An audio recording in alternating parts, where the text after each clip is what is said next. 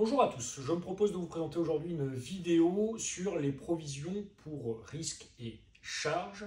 En effet, conformément au principe de prudence comptable, le chef d'entreprise, lorsqu'il présente un bilan à la collectivité des associés pour voter notamment la sincérité des comptes et l'affectation du résultat, doit indiquer dans ce bilan, dans ce projet de bilan et compte de résultat, des informations sincères et véritables. Et lorsqu'il y a des sommes à décaisser dans un horizon certain et que la créance paraît, certaine, liquide et exigible dans un horizon assez proche ou à moyen terme, il doit y avoir une provision qui doit être inscrite dans les comptes. Et lorsqu'il y a par exemple une procédure judiciaire qui est intentée contre l'entreprise par un salarié ou par un concurrent ou par une entreprise tierce, un partenaire commercial, nécessairement, s'il y a un risque, le chef d'entreprise ne peut pas faire comme s'il n'y avait pas de procédure et doit nécessairement inscrire une provision. Alors, il y aura une économie sur l'impôt sur les sociétés à décaisser, puisque en inscrivant une provision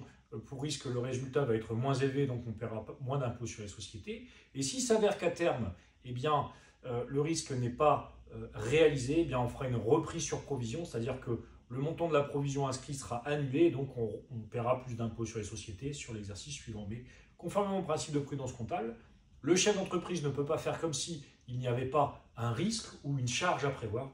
Et donc une provision pour risque ou pure charge doit nécessairement être inscrite dans les comptes. Voilà pour aujourd'hui, j'espère que cette vidéo vous aura plu. Je vous souhaite une excellente journée.